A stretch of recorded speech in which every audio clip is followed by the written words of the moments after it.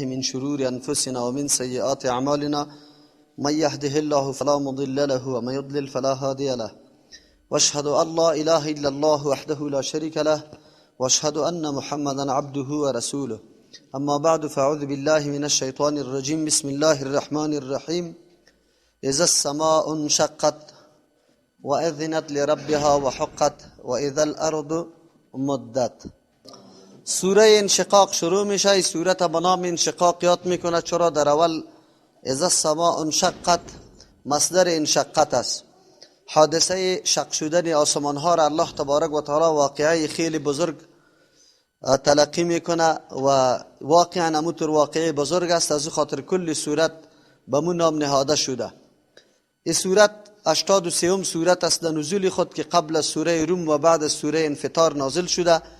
سورت مکی است، اکثر تمرکزش سر موضوع عقیده است، خصوصا بحث بعد الموت و آن چیزی که انسان رو برو میشه در آخرت. او امور ان شاء الله بر ما بیان میکنه. ارتباط این سورت قطع ما قبل الله تبارک و تعالی در سوره مطففین زجر داده بود بالای اون مردمایی که تطفیف میکردن، در حقوق مردم کمی میکرد یا در حق الله تبارک و تعالی کمی میکرد.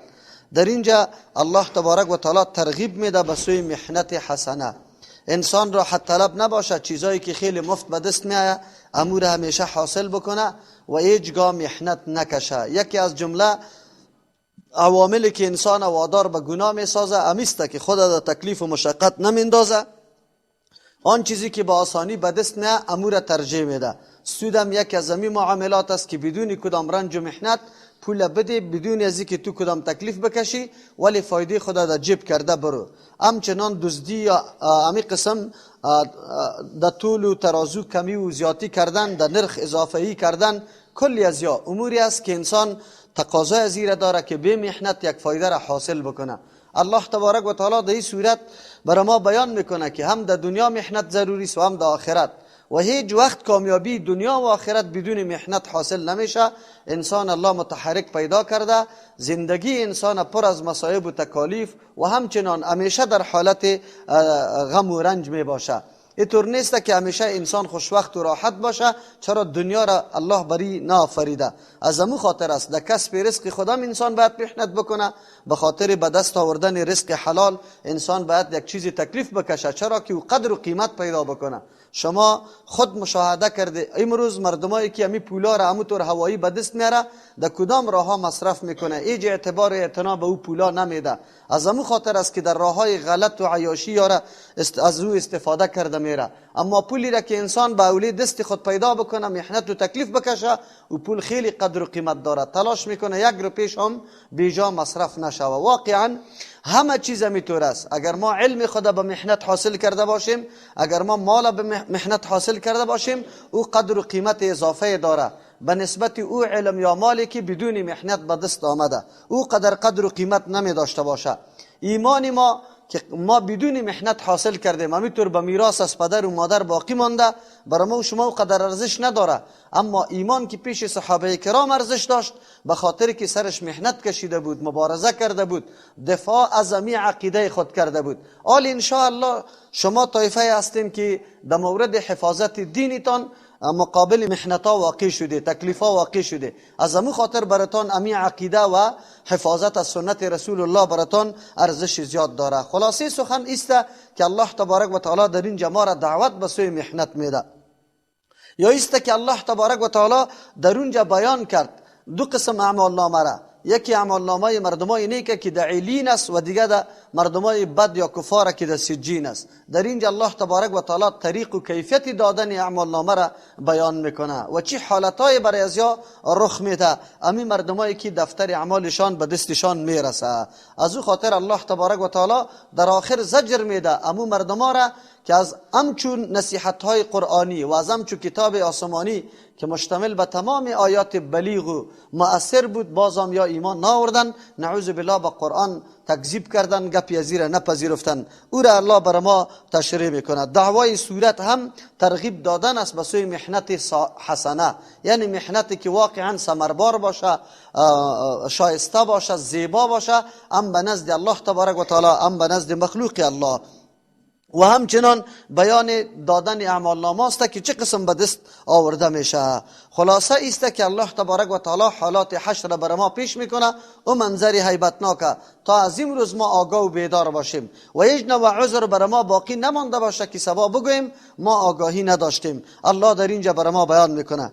بسم الله الرحمن الرحیم. شروع میکنیم به نام الله که به اندازه مهربان نهایت رحم کننده است. اذا السماء انشقت، در آن وقتی که آسمان شق گرده یعنی پاره پاره شوه، و اذنت لربها، و اذنت بشنود فرمان پروردگار خدا، و حقت سزاوار هم است که فرمان پروردگار خدا بشنوه، یا و اذنت منقاد شود تسلیم شود لربها برای حکم پروردگارش، و حقت مناسب هم است امرای امی آسمان که باید تابعدار شود. و اذا الارض، در آن وقتی که زمین مدت هموار کرده شود، کش کرده شود که هموار شود. تشریح میکنیم. و القت ما فیها، و بندازه آن چیزی که در زمین است، و تخلت خالی گرده می زمین، و اذنت تسلیم شود لربها به فرمان پروردگار، یا گوش بمانه برای فرمان پروردگار، و حقت لایق هم است که گوش بمانه و تسلیم شود. الله تبارک و تعالی در اینجا حالتهای اینمی موجودات خیلی بزرگ بیان میکنه. آسمان و زمین دو چیزی خیلی مهم که همیشه در زیر نظر ما و شما قرار داره و چیزای خیلی بزرگ برای ما و شما نمایان میشه. امی موجودات بزرگ الله تبارک و تعالی هم منقاد و تسلیم به فرمان الله است. در وقتی که نو پیدا میکرد الله تبارک و تعالی هم یا منقاد بودن. اونجا که الله برشان گفت که بیای اتینا طائعین، ما آمدیم در حالی که مکمل فرمان بردار هستیم. تمام موجودات الله چون و ماده تکلیف نداره، از نگاه قوانین تکوینی همه و همه منقاد امو نظام الله تبارک و تعالی است. به کدام سیستم و طرز و طریقی که الله برشان فرمان داده از همه فواید خود برای انسان ارزانی میکنه و هیچ نوع سرکشی نمیکنه. و برای پیش ما و شما معلوم میشه که یا چیزایی هستند که شعور ندارن، بلکه به نزد الله تبارک و تعالی صاحب شعور است. و قرآن بعد از این میگه که و اذنت لربها و حقت، یا فرمان الله را تسلیم میکنه، یعنی گوش میمانه به فرمان الله. تسلیم شدن بعد از گوش گرفتن است. اصل اوزون گوش گرفتن میگه. اذنت مانا گوش میگیره و بعد از اون میپذیره، تسلیم میشه. یعنی این مواد برای هر انسانی که موجود شد تو آدم کامیاب است، مثل که آسمان و زمین در اینجا کامیاب است. چرا؟ گوش نهادن و فرمان الله را تسلیم شده. و از همین خاطر هر انسانی اگر همین قسم گوش داشت، یعنی سخن میشنید و بعد از تسلیم همون سخن حق میشد، یعنی آدم کامیاب است. و همین آدم است که اعمال نامه‌اش در دست راست داده میشه. بعد از الله میگه و حقت لایق هم است، سزاوار هم است که همین زمین و آسمان فرمان الله تبارک و تعالی را بپذیره. چرا؟ ذاتی که خالق است، مالک است، متصرف است، تمام اختیاراتی تو پیش از اوست، لیاقت هم داره که به فرمان امچو ذات انسان تسلیم شوه و او را بپذیره. این دیگه سخت سرزنش برای انسان است. این انسان بیچاره ای که خود الله بر شعورم داده، عقلم داده، حواسم داده و خود مشاهده میکنه که ما تمام عمر مراحل زندگی ما محتاج به الله هستم. انقلاباتی که در زندگی ما میه این در دست و اختیار خودم نیست. الله تبارک و تعالی حالتا را سرم میاره، ولی بازم تو تسلیم به فرمان الله نیستی. بسیار جای چیسته، بسیار جای خطرناک است که اینطور مخلوقات و موجودات بزرگ تسلیم فرمان الله هست و تو انسان تسلیم فرمان الله نیستی، در حالی که به نزد تو و شعور نداره و تو شعور داری، و عقل نداره تو داری، و استعداد نداره تو داری، و مکلف نیست با امور تشریعی و تو مکلف به امور تشریعی هستی. چطور شده میتونه که اینطور موجودات سری تسلیم به الله بگذاره ولی تو انسان سری تسلیم به الله نمیگذاری، در حالی که در هر لحظه احتیاجات خود به الله احساس میکنی و خبر هم هستی که پشت سر بر ما بیان میکنه که از کجا در کدام حالت تو میرسی. کل عمری تو در محنت است، مراحل سری تو تیر میشه، باید تو درک بکنی که برای من باید به فرمان الله تسلیم باشم. فرمان الله عبارت از امو کتابای است که بالای انبیاء علیهم السلام در مقطع تاریخی الله تبارک و تعالی برای هدایت و سعادت بشر روان میکنه و لیاقت داره که همین فرمانای الله را به چشم سر انسان قبول کنه و بپذیره. چرا که برای منفعت خودش است. الله بی‌نیاز است، ضرورت به این گپان نداره. برای ما تو روان کرده، لیکن ما تو بازم نعوذ بالله رای معصیت و سرکشی رو در پیش میگیریم. از امو خاطر اینجا سخت آدم ملامت میشه، حتی در پیش زمین، در پیش آسمان انسان ملامت میشه که انسان تو را بیبی و زمین و آسمان این مخلوقات و موجودات بزرگ بیبی. از او خاطر الله این را یاد میکنه. پس از او جواب قسم این است: یا ایها الانسان، ای انسان. اینجا فرد انسان مخاطب قرار میده. ایتون نگفته که مسلمان، کسی که انسانیت درش وجود داره، صفت انسانیت داره. انسانیت صفتش کسی داره که الله در وجود از او استعداد گذاشته، یعنی قوت تکلیف برش داده. هر انسان قابلیت تکلیف داره که الله با کدام حکم مامور میسازه او را باید انجام بده. هر انسان مکلف است. الله ممیتور ندا میکنه: یا ایها الانسان انک کادح، یقینا تو همیشه در زحمت کشنده استی، همیشه کادح در محنت استی، الی ربک، بسوی رسیدن پروردگارت، کدحا بکوشش تام، به محنت مکمل، فملاقی، پس تو رو برو میشی امرای الله تبارک و تعالی. منزل تام، سیر تام طرف الله است و آخرم قطع الله رو برو میشی که آیا با کدام تحفه، با چه قسم چیست حالت و کیفیت. بسیار تکان دهنده آیت است، بسیار سخت تکان دهنده. اگر انسان یک کمی عمیق شود این آیت، الله بر انسان میگه که انسان مسیرت کدام طرف است، کدام طرف روان استی و روبروم با الله میشی. کدام ذات؟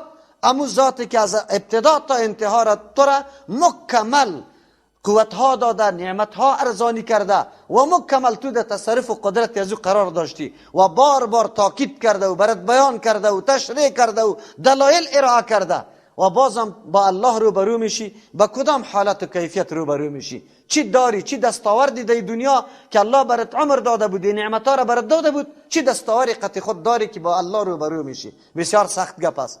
اگر اوتور اللهی که انسان پیدا کرده، تاسف در اینجاست. این مثال ما بار بار میگم، در یک وقت در یک نان چاشت اگر کسی در هتل پیسه خوراک شما را بده، سالا نیکی او آدم فراموش نمیکنی، احسان او آدم. هر وقت که او را روبرو میشی بسیار به کمال ادب و احترام صد و صلا برش میکنی که برای ما چی خدمت. صرف یک گوده نان پولش او داده، نه تو را پیدا کرده نه نان پیدا کرده، هیچ کدامش هم نکرده، فقط پول پرداخته. اما می انسان عاجز که از مرحله اول خود تا انتها را مکمل مرهون احسان الله است و نعمتهای الله سرش ارزانی میشه. چه رقم می باشه که تو روان می باشی و چی قطع خود داری، این بسیار سخت است که چه رقم تحفه را آدم داشته باشه بره با جز از معصیت و نافرمانی الله، که الله تو را عذابای خودم بیان کرده، قیامت هم برات نشان داده، راههای ناکامی و کامیابی هم برات بیان کرده، تاکید هم کرده، نعمتهای خودم پیش کرده، ولی بازم نعوذ بالله تو دمو حالت بری دیگه، مو غلام فراری. بار بار ما ایرا میگم، یک غلامی که تو آزاد کنیشه، خانه برش جور کنی، زن برش بگیری، کلی وسایت خانه را برش برابر کنی و برش بگی که اینم اینجا زندگی بکو، اما اینمی قانون میده نکو که ما برات وضع میکنم همین نقشه را، او این نقشه را بادار بگوید که برای فایده خودم نیست، یک روپه فایده من ندارم در عملی کردن این نقشه. این نقشه برای از اینکه تو کامیاب باشی، تو راحت باشی، تو سرفراز باشی و امی غلام نعوذ بالله نافرمانی کنه، این نقشه را ویران کنه، بره و دیگه طرف. در پیش امی بادار چی رقم میره، در کدام حالت میره، پیش امی بادار چه قسم میره، با کدام کیفیت میره که امی باداری را آزاد کرده، ای را مسکن داده، ای را زن داده، ای را زندگیش برابر کرده، ای را انواع انعامات کرده. شما اینال خود تصور کنی که امی غلام هیچ پایش نمیره طرف امی بادار. چرا؟ خجالت است، شرمنده است، هیچ وجدانشی را اجازه نمیده که امرای بادار خود روبرو شود. امی انسان که بندی الله است که تو را پیدام الله کرده، خوراک و نعمت هم الله برات پیدا کرده و باز روبرو به الله میشی او طرف الله روان استی. خودت دیگه فکر بکن که چه رقم کدام پای باشه که طرف الله روان شود. در این طور حالت امی خاطر است که انسان بسیار بیخبر و غافل است، بسیار سرمست است. انسان گاهی پرده های جهالت سرش آنقدر غلبه میکنه که خود هم گم میکنه و نمیدانه که من چی میکنم. نعوذ بالله. برخلاف پیش روی الله تبارک و تعالی استاد شو و همینطور برش بگو که یا الله تو مرا پیدام کرده بودی، نعمتام داده بودی، خبرم کرده بودی، آگام کرده بودی، ولی من باز در ضد فرمان تو راههای غلطه چی کردیم؟ پیش گرفتیم و رفتیم نعوذ بالله به کارهای دست انداختیم که تو را منع کرده بودی. سرنوشت انسان کدام است؟ یک ترجمه: یا ایها الانسان، انسان، انک کادح، یقینا تو بسیار مشقت کشیدن استی، محنت کشیدن استی، الی ربک، او تمام محنتها به سوی پروردگار توست. ای عمر تو فقط طور نیست که پایان میابه، بلکه پایان نمیابه. ای مسیر تو، ای رفتار تو، ای مکمل انتها داره، بری خود روان میشی. الی ربک، به سوی پروردگارت، کدحا، به بسیار محنت کشیدن، فملاقیه، امرای محنت و تکلیفایت رو برو میشی. چه محنت کشیده ای؟ امو محنت ده چیست؟ ده دمی رویت میآیا. الله تبارک و تعالی خواب یا بد، محنت خواب یا محنت بد. آیت قرآن کریم انسان سخت بیدار کرد که انسان، دنیا صحنه سفری توست، میدان سفری توست و تو روان هستی مستمر. در جای میرسی، در یک جای خود چی رقم سفر بکو، چی محنت بکو، چی باید قطع خود داشته باشی. معلوم شد که عمر انسانی یک میدان سفر است. انسان روان است، بسوی کی روان است؟ نتیجه عمل خود، که خود چیزی کرده امور باید پاداش بگیری و برد داده شوه. از امو خاطر است که آلی تو کدام قسم محنت انتخاب میکنی؟ محنت سیئه را یا محنت حسنه را؟ مطابق دستورات الله زندگی را اختیار میکنی یا بیرون از دستورات الله؟ نعوذ بالله. بنده الله جور میشی یا بنده هوا و هوس و خواهشات، بنده محول و محیط و مردم؟ از کدامش جور میشی؟ این کاری توسته. کاری توسته که کدام طرف تو روان هستی و مو طرف خود باید محنت بکشی. اینجاست که الله ما را آگاه کرده که انسان مسیرش کدام طرف است و چی باید بکنه.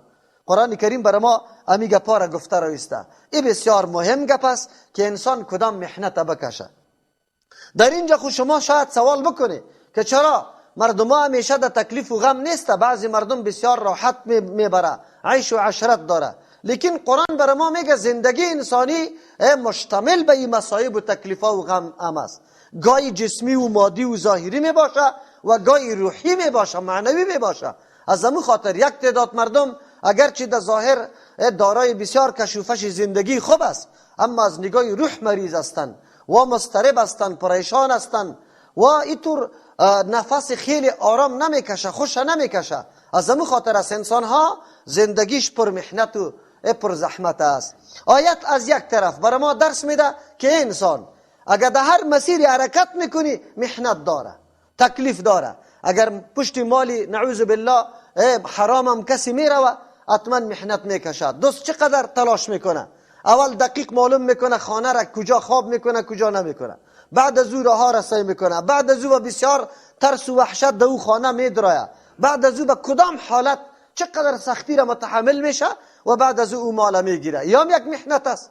اگر کسی نعوذ بالله قمار میزنه محنت میکنه، اگر کسی سود میخوره محنت میکنه. تکلیف هست در تمام دستاوردهای دنیا، ولو که هر قسم باشه تکلیف وجود داره.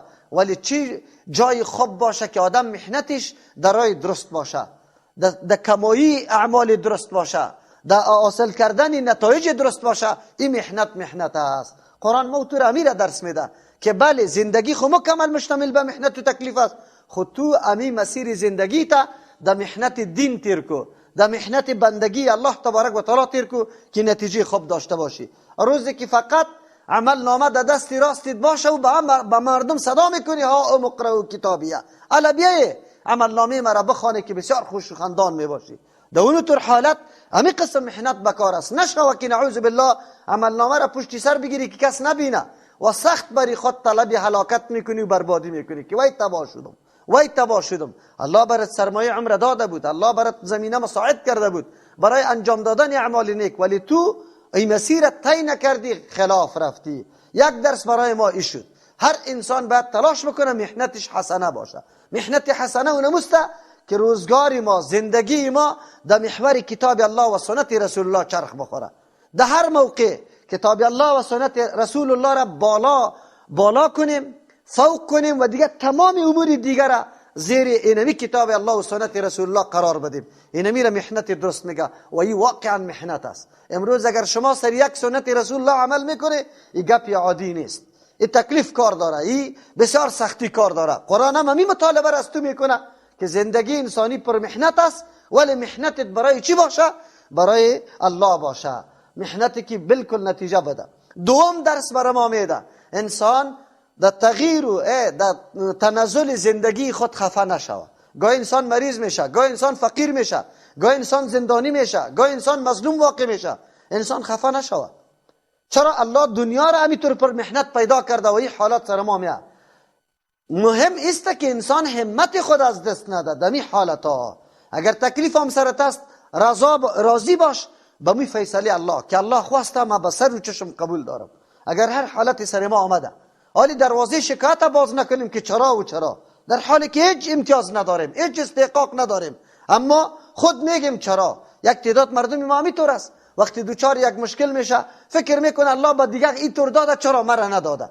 خبر نداره که از او که دمی حالت برای ازی خیلی امتیاز داده. یک آدمی که خواب ده نعمت است اما سود میخوره، شراب میخوره، زنا میکنه، نعوذ بالله، غصب میکنه، دزدی میکنه، مردمای ظالم است و تو در رنج و مریضی استی. حالت کدام آدم خیلی خوب است؟ حالت آدمی که مریض است، به الله عاجزی میکنه، ای به الله رجوع کرده، الله ای را مقامش بالا میبره، ثواب برش میده. نه حالتی که نعوذ بالله فرعون قارون واره درجه به درجه او را الله غرق کرده رویسته. یار دو حالتا با هم تفاوت داره اگر انسان عمیق فکر بکنه. اما انسان نمیدانه، از امو خاطر او را حالتش خوب میدانه از خود خراب میدانه. نه، قرآن برای ما میگه که طور نیست. تحولاتی که در زندگی انسان میایه امر لازمی زندگی ماست و ما همت خود از دست ندیم. آنچه که تقاضای بندگی الله است امور انجام بدیم. تقاضای بندگی الله در حالات سختی و تکلیف تسلیم شدن به الله است، ثبات و پایداری اختیار کردن است همچون مصیبت ها و تکالیف. این نبی را میگه که بندگی الله و در محور بندگی الله زندگی تیر کردن. فاما من اوتی کتابه، هرچی او کسی است که داده میشه کتابش، دفتر اعمالش بیمینه، به دست راستش از پیش روی داده میشه و به دست راستش داده میشه. فسوف یحاسب حسابا یسیرا، زود است که محاسبه کرده شود، حساب گرفته شود از آدم. حساب یسیرا، حساب خیلی آسان. حساب آسان او را میگه که اونجا مناقشه نشود که چرا این عمل کردی و چطور کردی، چرا کردی و چطور کردی. اینی گپا نگویا، از پیشش الله تبارک و تعالی سوال نکنه. اگر با کسی مناقشه شد باز علاق است. هیچ انسان بی حساب نیست، اما یکی عرض حساب است، یکی حساب با مناقشه است. با مؤمنا، با کسایی که مقرب و نزدیک به الله تبارک و تعالی است عرض حساب است. امو امور مؤمن الله پیش میکنه، حتی گناه هم میباشه لیکن الله میگه ایره به خاطر امو عقیده صافی که داشتی یا اعمال نیکی که داشتی ایره معاف کرده، از پیشش تیر شده، اینطور برش میگه. اما در صورتی که مناقشه شوه و بگویه چرا کردی و چه قسم کردی، اینجا باز راه هلاکت انسان مهیا شد. چرا کردی؟ یکی چرا کردی؟ در گناه ها همینطور برات گفته میشه چرا کردی؟ من خو منع کرده بودم او برای تو فرمان آمده بود، کتاب الله آمده بود، پیغمبر برات تشریح کرده بود. او بعضی اوقات اعمالی که تو خوب برش میگفتی ایر الله برات میگه با کدام کیفیت کردی. این عمل خو من امر کرده بودم اما تو به کدام کیفیت انجام دادی. اینجاست که مبتدعین دست و پاچه میشه، باز دیگه جواب نداره، باز آلی نظری ملا صاحب نمیگه. دین روز در رادیو را گرفته بودم، یک مولوی صاحب پرسان کردن که میلاد چطور است؟ گفت بله پیغمبر خو نکرده، خو لیکن او وقت ضرورت نبود، حالی ضرورت است به خاطر از اینکه سیرت رسول الله بیان شود. ضرورت است که سیرت رسول الله بیان شود. ای عالم کاش که خو لمبر شام نبود او بر ما مناسب هم نیست که برش زنگ بزنیم. اینطوری مردم ها را که شما میگفتی که خود چی ضرورت است و آیا سیرت رسول در یک ساعت و یک روز بیان شده میتونه یا نمیتونه؟ جناب مولوی صاحب چیزی را که پیغمبر نکرده باشه خو حدیث پیغمبر است. من احدث فی امرنا هذا ما لیس منه فهو رد، خو مردود است. خو یک نفر نیست که تنبیه و آگاهی بده، ولی چقدر مردم گل میخوره.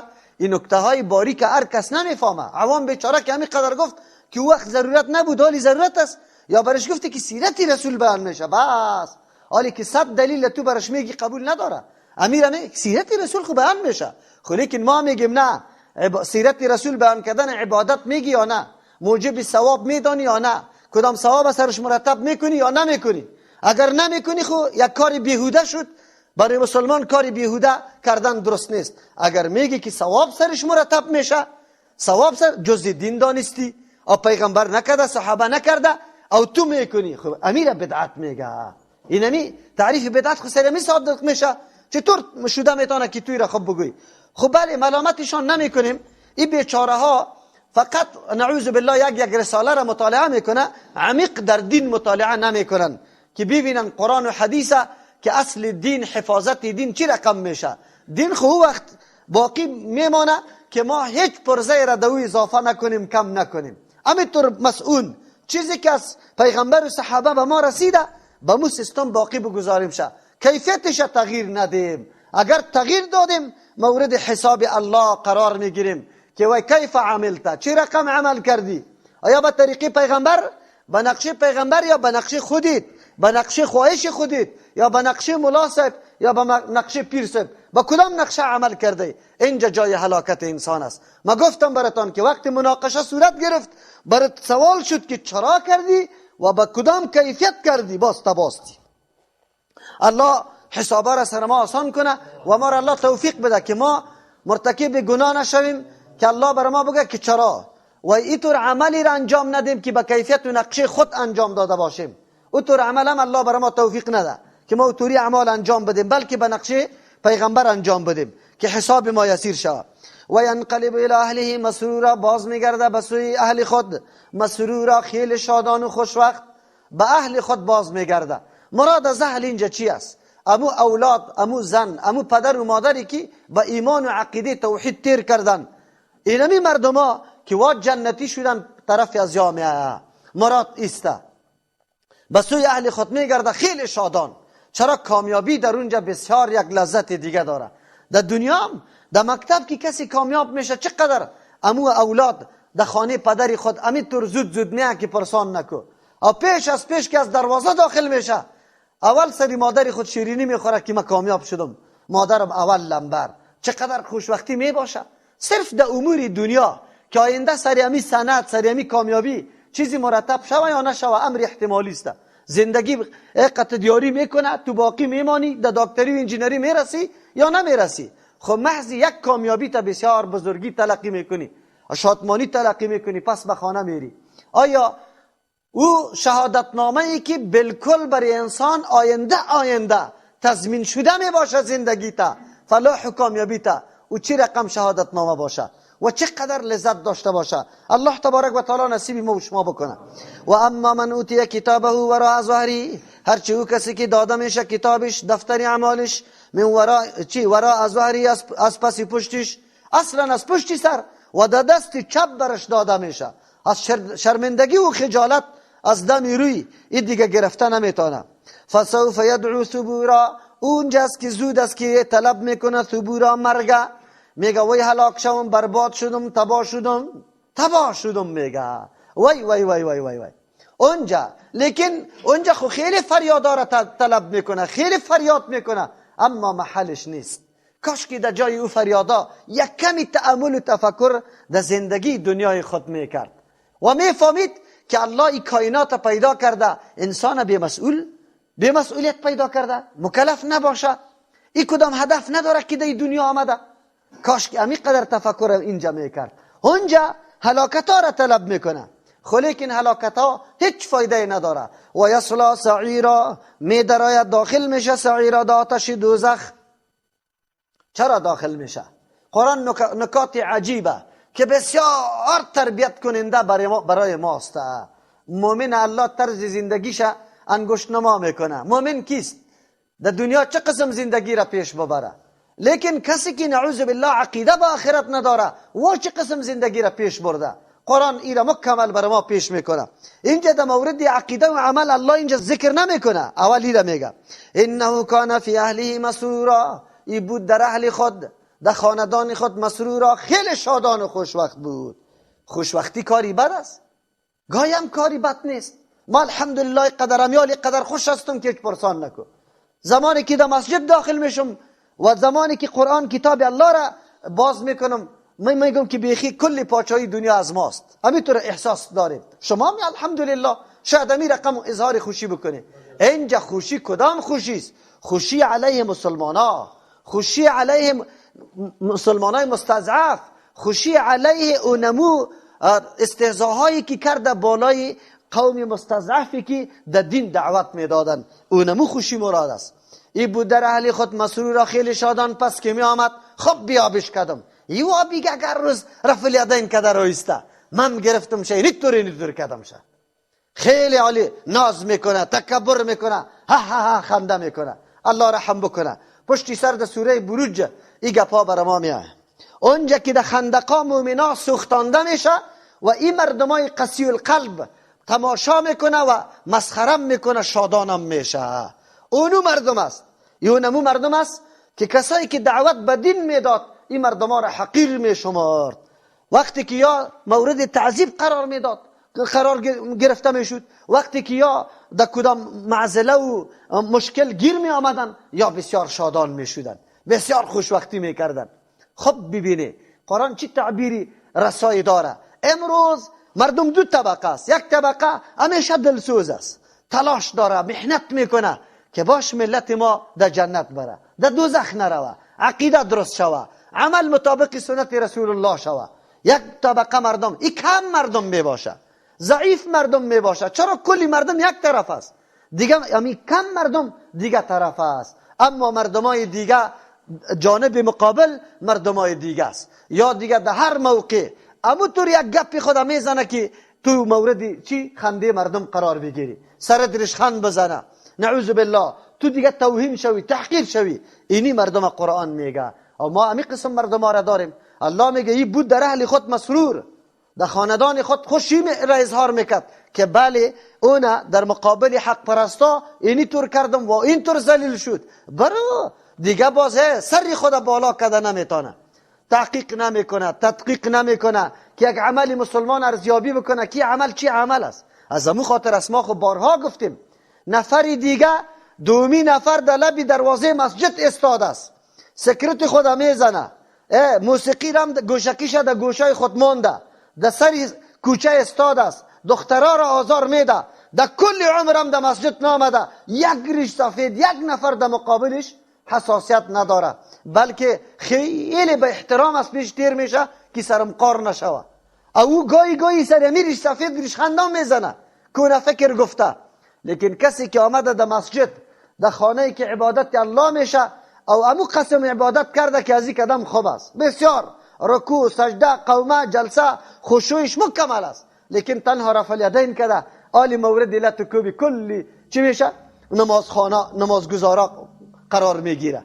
اینی مردم هستن، اینی مردم هستن که شادیانه میکنه، خوشوقتی میکنه با توهین و تحقیر برادر مسلمان خود که برو ما اینطور کردیم. با الله جواب نمیگه. این علما پیش الله رفتنی نیست. آیا در مورد سنت رسول الله میقدر حساس باشه؟ باز جوانای محصلین ما یک گپی غلطه در مفکوری از یا انداختم یا بر ما که تفرقه خیلی بد است اگر رفع الیدین نشوه. تا کی سنت پیغمبر مظلوم؟ تا کی سنت پیغمبر به مردم نامعلوم؟ تا کی؟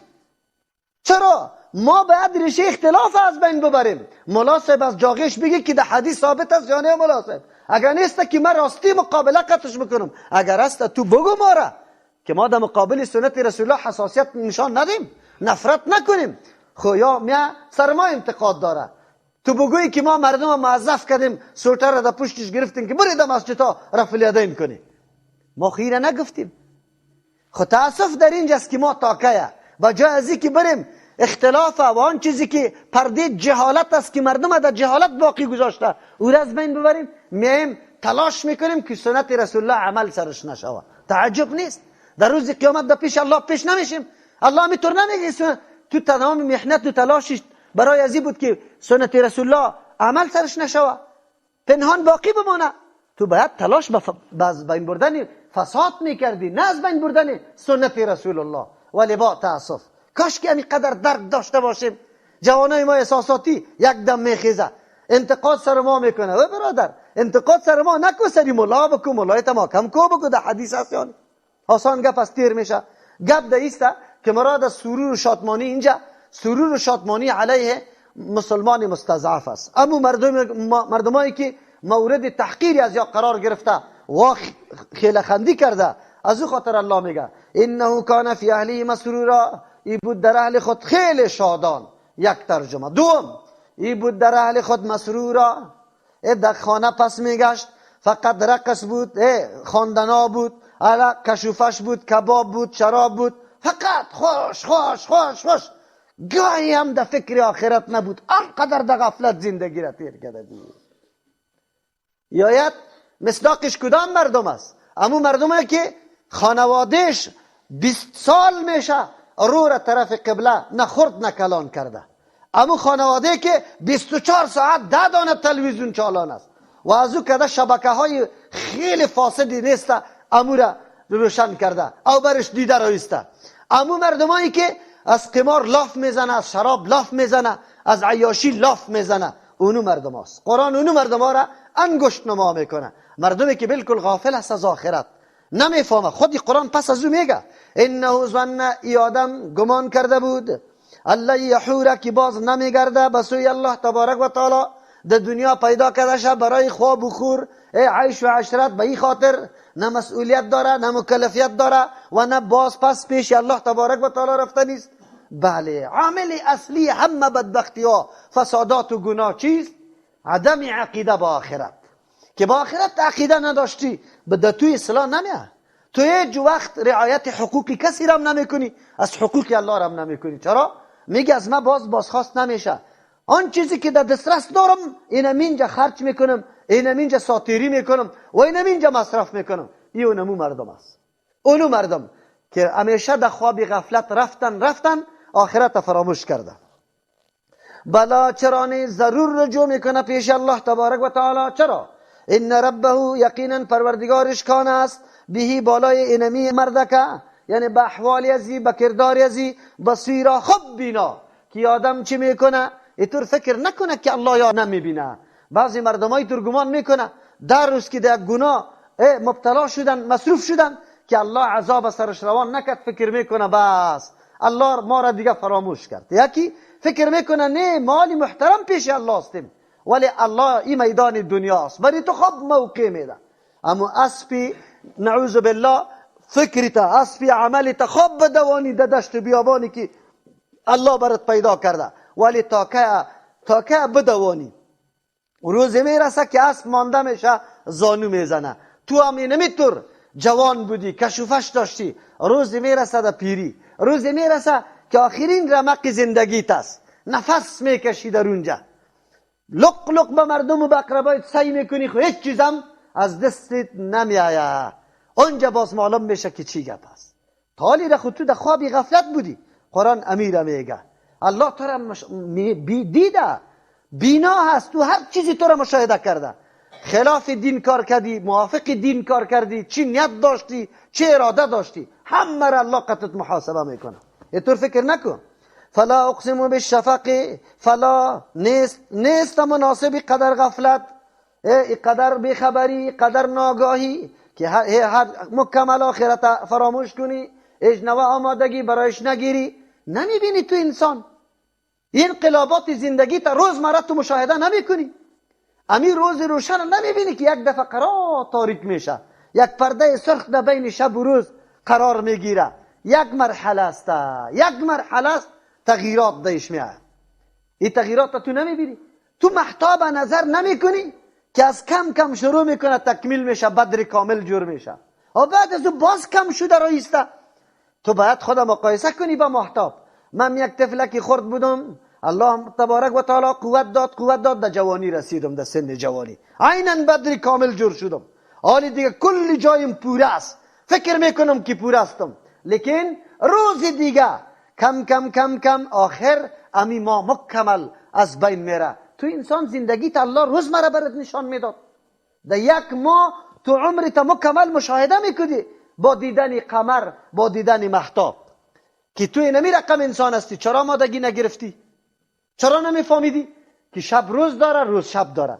زندگی انسان همیطور است، گاهی خوشبختی است و گاهی غم، گاهی مریضی، گاهی صحت، گاهی ناداری، گاهی توانمندی. انسان در حالت سختی مایوس نشوه و در حالت نعمت متکبر و خوش و خندان نشوه. الله را نعوذ بالله به باد فراموشی ندی که الله نیست. نعوذ بالله. مردم ها همینطور است. زمانی که ناز و نعمت برشان فراهم میشه باز دیگه همه گپا چی میکنه؟ فراموش میکنه. قرآن میگه نه، فلا نیست مناسب که طور فراموش کنه یا قدر غفلت کنه.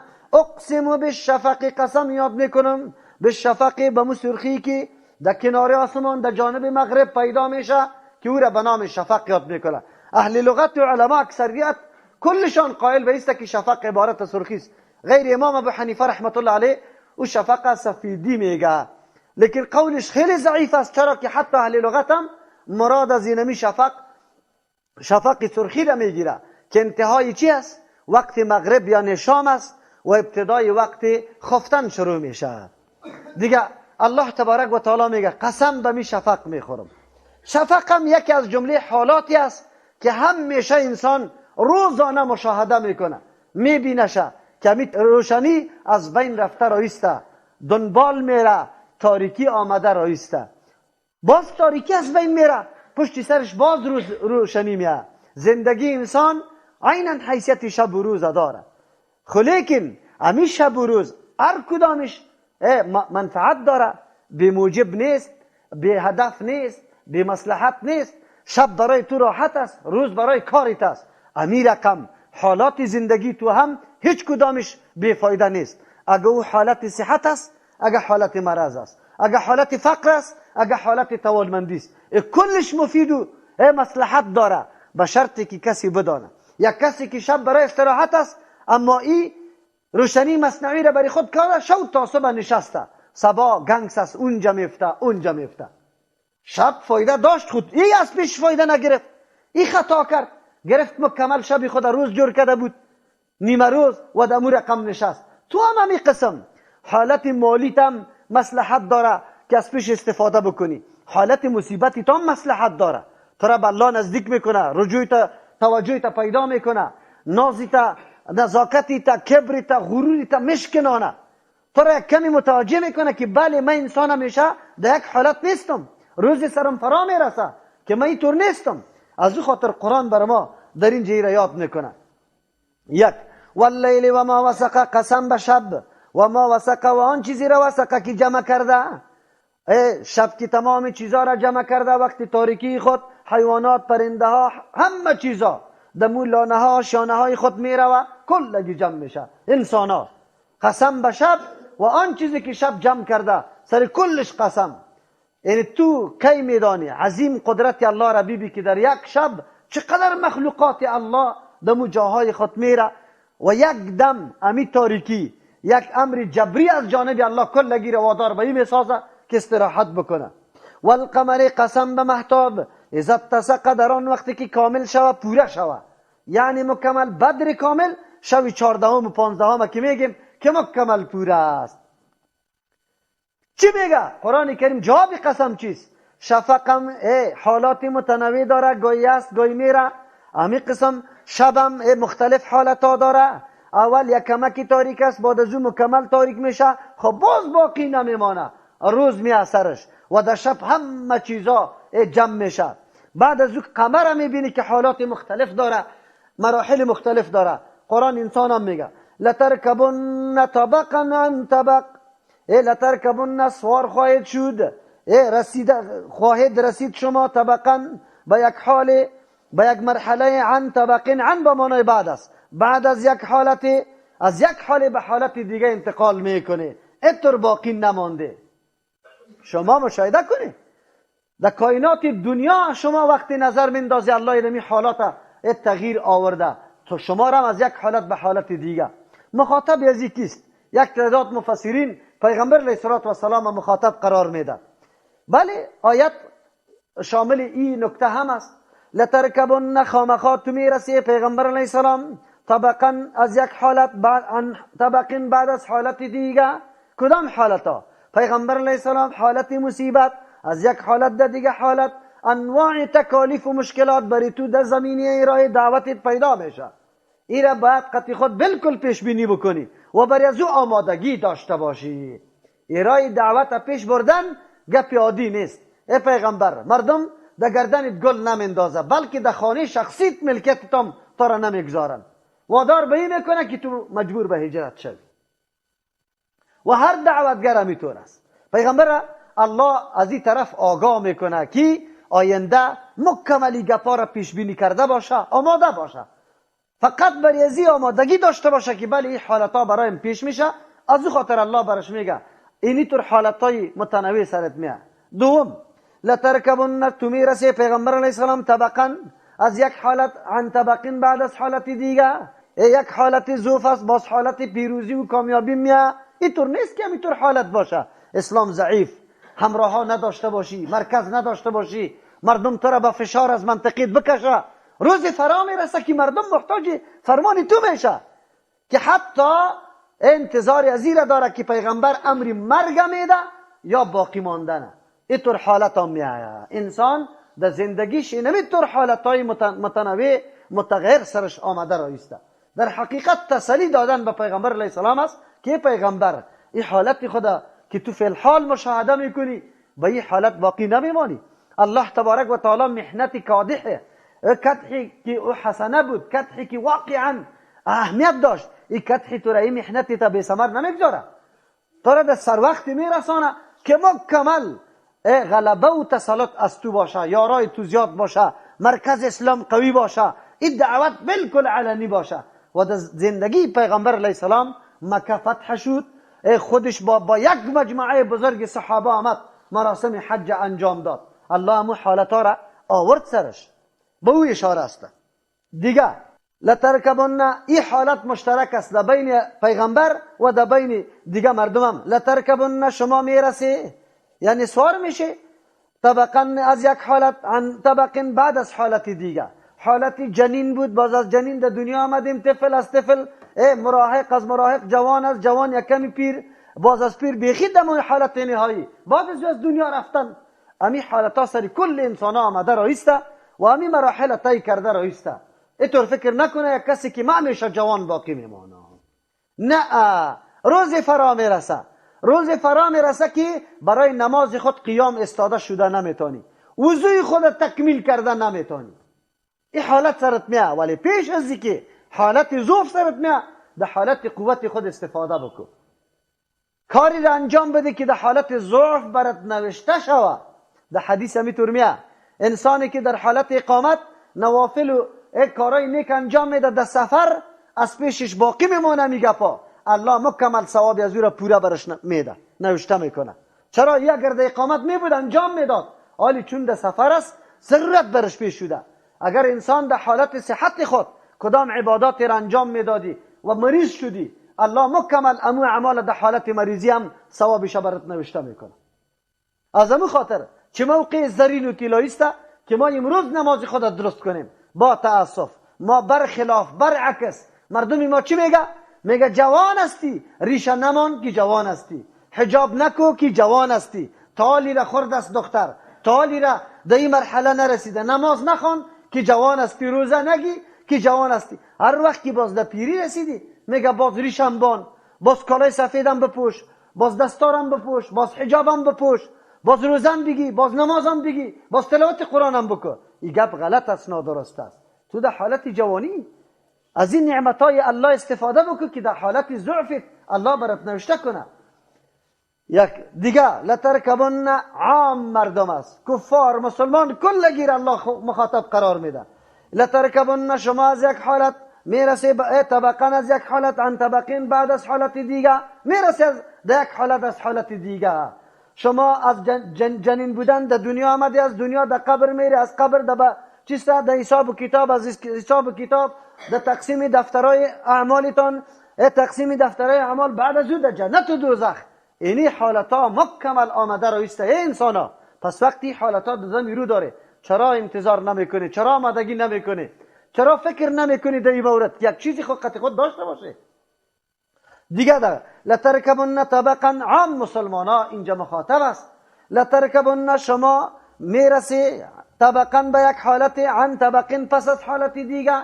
ای مسلمانای دعوتگر متدین، شما اینطور باقی نمیمانی، حالتهای متنوع سرتان میاد. گاهی حالت ضعف، گاهی حالت قوت و توانایی، گاهی حالت نعمت، گاهی حالت زحمت، گاهی حالت فقر، گاهی حالت غنی بودن. این گپا را الله تبارک و تعالی سرتان آورده نیسته. در حقیقت در بین کل معانی هیچ کدام تضادی وجود نداره، بله ما کلگی ما امی حالتا سر ما آمده.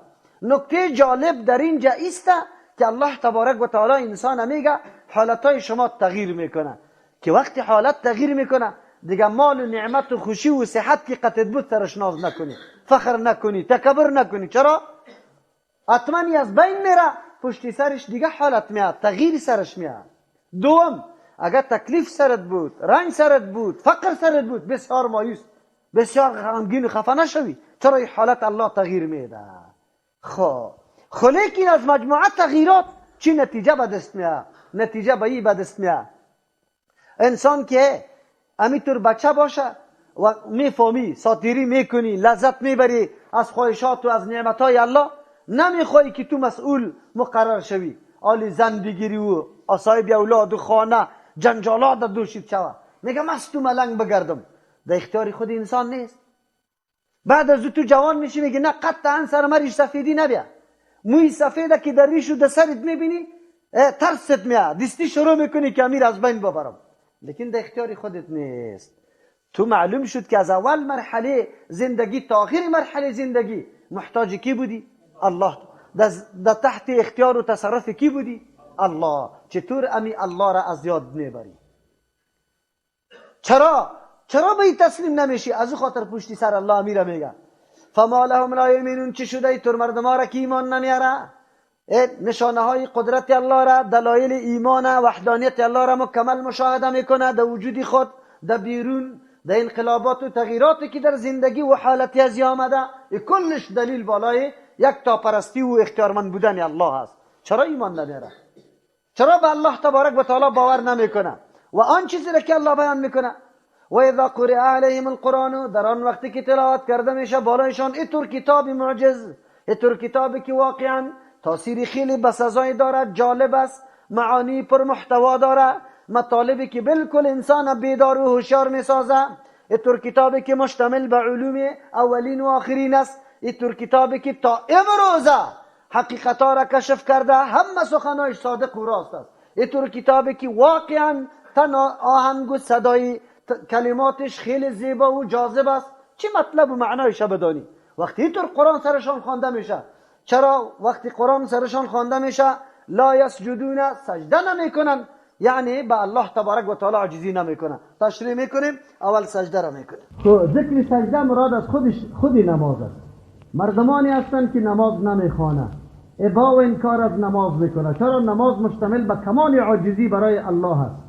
بهترین عبادت بعد از کلمه توحید نماز است. چرا که نماز مشتمل به کمال انتهای عاجزی انسان به پیشگاه الله تبارک و تعالی است. اول درست استاد است که بدون از اینکه التفات طرف راست و چپ بکنی، بالا و پایین سعی بکنی، بلکه به موضع سجده خود سعی میکنی، تلاوت قرآن میکنی و بعد از او خود به خود تو در حالت رکوع میری. بعد از او امو مهمترین ارزشترین چیزی که پیشانی خودی است از عزت، او را در خاک میگذاری برای الله تبارک و تعالی. از همون خاطر است که نماز معراج کیست؟ مؤمن با الله تبارک و تعالی مناجات، با او ملاقات، با او عذر خود پیش کردن، از او هدایت طلب کردن. ولی شرطش است که نماز باشه، یقینا نماز باشه. نماز وقتی نماز میگرده که به مو دستورات، به مو فرامین، به مو نقشه که پیغمبر صلی الله علیه و سلم وضع کرده به مو سیستم خوانده شود، اون وقت نماز میگرده. یقینا نماز اگر هرچی توصیف کنیم نمیشه که آدم بگوید که نماز کدام عبادت است. از این خاطر اولین نشانه مؤمن هم این نیست که چقدر صداقت و اخلاص داره نماز، به شرطی که نمازش نماز باشه، نماز افغانی آواره نباشه که ضبط و فرود است، نه قوم معلم است نه جلسه. به هیچ وجه شما باور به الله بکنی که وقتی در صفا مردم استاد میشه، یک رقم استاد میشه، تو میگی اگر در صف عسکری باشه برای سای منصب خود همینطور درست استاده میباشه، اما در نماز اینطور گپا نیست. صدل در سیاب در کالایشان همینطور اسدال میباشه، پاچا کشال میباشه، صف جور کردن نمیباشه، به یک سیستم رکوع میکنن، سجده میکنن. الله رحم بکنه. با تاسف که همین مردم ما محنت میکشه، اما ثوابی که الله برش نوشته کرده که در صورت یا عمل بکنه امو برشان نمیرسه، چرا که عمل نمیکنه او گفته نشده. اینطورا نیست که مردم قطعی محبت نداشته باشه، مردم نعوذ بالله از نماز فراری باشه. نه، مردم مزیت نماز، لذت نماز درک نکرده و کیفیت نماز برشان گفته نشده. او همی قسم بزرگترین علامه فسقی کسی اینه نیست که اعتنا به نماز نمیکنه. چرا؟ بزرگترین عبادتی که در دسترس هر کس قرار داره و هر کس سرش مکلف است نماز است. خرد، کلان، زن، مرد، شاری، دیاتی، ایگفا. برای نماز کدام شرایطی که دیگری داشته باشه موجود نیست. هر کس مکلف است بجز از کسی که صاحب عذر است. صاحب عذر هم در شریعت معلومه. حتی او کسی که بالکل مریض است، در جای افتاده، خیستن نمیتونه، امو اقاربش میخیزانه تأمم. اگر خود نمیتونه امو اقاربش برش تأمم بده و به اشاره باید نماز بخونه. تا مادامی که عقل و هوش در جانش است، این مکلف به نماز است. نماز به طریق اشاره باید ادا بکنه. نمیشه که ساکت شوه. او وقت از پیشش ساکت میشه که بالکل دیوانه باشه، اج نمیفهمه که مکیستم، اونو وقت از پیش ساکت میشه. در غیر از او نمیشه ساکت. و حتی در محل جهاد، در جنگ که شمشیر با شمشیر زده میشه، در اون موقع نماز قطع نمیشه، نماز ادا میشه. این بزرگترین عبادتی الله از امو خاطر است که اگر کسی به قصدی را ترک میکنه بالکل کافر است. و این قول علمای محققین است و در حدیث صراحتا آمده. از امو خاطر کسی که نماز نمیخونه بالکل او مردکه جنازش نمیشه. ملا باید جنازش نخونه، اقاربش باید باری از او مسلمان خطاب نکنه، طلب مغفرت و بخشش برش نکنه، به خاطری که به این طور آدم مغفرت طلب کردن درست نیست.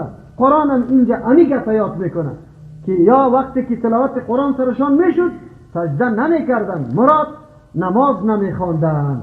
سوم ترجمه، سوم جز کل نماز بود، مراد از پیش جز گرفت که سجده است. چرا؟ بزرگترین رکن که به الله آدم نزدیک میسازد سجده است. از همون خاطر است پیغمبر علیه السلام هدایت داده امت خدا که دعاهایتان در سجده بکنه، به خاطری که خیلی زیاد نزدیک به اجابت، چرا که به الله آدم نزدیک میباشه و در سجده هر نوع دعا اجازه است. اگر دعای قرآنی است، اگر غیر قرآنی است، این کلش در سجده شده میتونه، خصوصا در نوافل. یکی سوم ترجمه است که مراد از سجود عدم انقیاد و تابعداری است. مردم اینجا میگه سجده نمیکنه، این مراد نیست. وقتی قرآن سرشان خوانده میشه تسلیم نمیشه به هدایات قرآن، به او دستوراتی که قرآن میده به او هیچ اعتنا و باور نمیکنه و تسلیم نمیکنه. الله رحم بکنه. یکی خو انکار است از دستورات الله، این هر کس میدونه. الحمدلله شاید اینطور کسی رم پیدا نکنیم در بین مسلمان ها که از یک حکم قرآن و دستور قرآن منکر شود. از نگاه زبان و اعتراف قطعا منکر نمیشه، لیکن الله رحم بکنه سر ما که ما از نگاه عمل منکر نباشه. که دستور قرآن تلاوت میکنیم اما در عمل در کل عمرم یک مرتبه سرش عمل نمیکنیم، این بسیار سخت است. اینمی انکاری عملی آنقدر در جامعه ما نعوذ بالله زیاد شده و گسترش پیدا کرده که هیچ پرسان نکنه. زکات امر الله، اما در جامعه ما 100% 10% مردم ایلا زکات خدا بده. نماز امر عام است از قرآن، لیکن چقدر مردم نماز میخوانه، روزه به می سیستم. اما قسم چیزایی که قرآن منع کرده و هم در میدان عمل بسیار کم دیده میشه. این انکار عملی میده که انسان تسلیم نمیکنه خدا به فرامین و دستورات الله از نگاه عمل. اگر که در دل یا در زبان اقرار اعتراف داری اما در عمل دیده نمیشه، الله از این طور حالت هم آدم نگاه کنه. بل الذین کفروا یکذبون، بلکه او کسانی که انکار میکنه از نظام و دستورات الله، یکذبون تکذیب میکنه قرآن کریمه، قبول نمیکنه. نعوذ بالله. والله اعلم، الله خود میدانه بما یعون، به او عقیده و اراده نیت یعونه که یا در دل خود نگاه میکنن. چیزی را که در دل نگاه کردن الله خود از پیشش آگاه است. آلی مردم ها رقم است. یک مؤمن از شب تا صبح در فکری عزیزته که ما چه رقم مدرسه بسازم، چه رقم مردم دعوت بدم، چه قدر در گپی ما مردم حق چی بکنه بپذیره. کسایی که با قرآن و با حدیث آشنایی داره الحمدلله، همیشه تصورات شبتان که نو در خواب میره اینمی گفات از دینتان گشته رایسته. همیشه تلاشی تا نیست، در ذهن تا نیست که من کدام را برای پیشرفت و دعوت مساعد میشه که من امور اختیار کنم. لیکن یک نفر دیگه نعوذ بالله نقشه علیه اینمیطور نظام و عقیده طرح کرده رو است، تلاش میکنه ما چی رقم اینطور برنامه ها را تخریب کنم، اینطور برنامه ها را از بین ببرم. از او خاطر الله میگه که کل اینمی نیتا و ارادا مکمل در پیش الله تبارک و تعالی نگاه داشته میشه. فبشرهم بعذاب الیم، پس بشارت بده، خبر بدهشان. فبشرهم بعذاب الیم، خبر بده یارا به عذاب دردناک. اینمی مردم آره این بشارت خود اموری خوش کننده میاد، او چیزایی که انسان خوش میشه. لیکن اینجا الله سرزنش میده یاره که ببینه شما اینطور فکر میکرده که اینمی خوشی دائمی است، حال این خوشی هم بچشه که چی رقم است، این خوشی است یعنی که غم است. الا الذين آمنوا، بجز از کسانی که ایمان آوردن. مراد از ایمان ایمانی که قرآن تشریح میکنه، او ایمان میراثی و تذکیره نیست که از پدر و بابا بر ما باقی مانده و کل مملو از شرک و نعوذ بالله بدعت باشه. مثل که امروز جامعه ما مکمل امیتور حالت داره، ایمانی که قرآن تشریح میکنه که یک تا پرستی الله تبارک و تعالی را انسان عقیده کنه. و عامل الصالحات، عملی درست انجام میده. عمل صالح را شما بار بار تشریح کرده که به خاطر رضای الله و به نقش کی باشه؟ رسول الله صلی الله علیه وسلم باشه.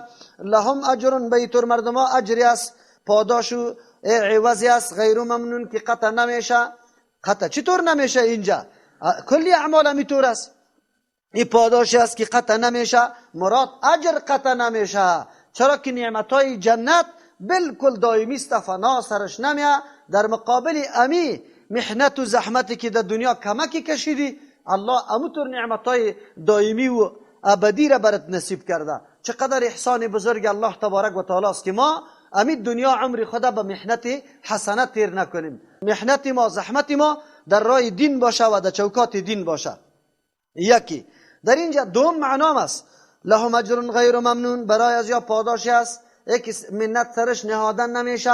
الله تو را نمیگه که چرا اینطور نعمت مرا خوردی یا اینطور کار کردی، چرا در مقابل نعمت الله شکرگزاری کردی. از همون خاطر است هر نوع نعمت الله را که انسان استفاده بکنه و بعد از او الحمدلله بگوید. چی بگوید؟ الحمدلله.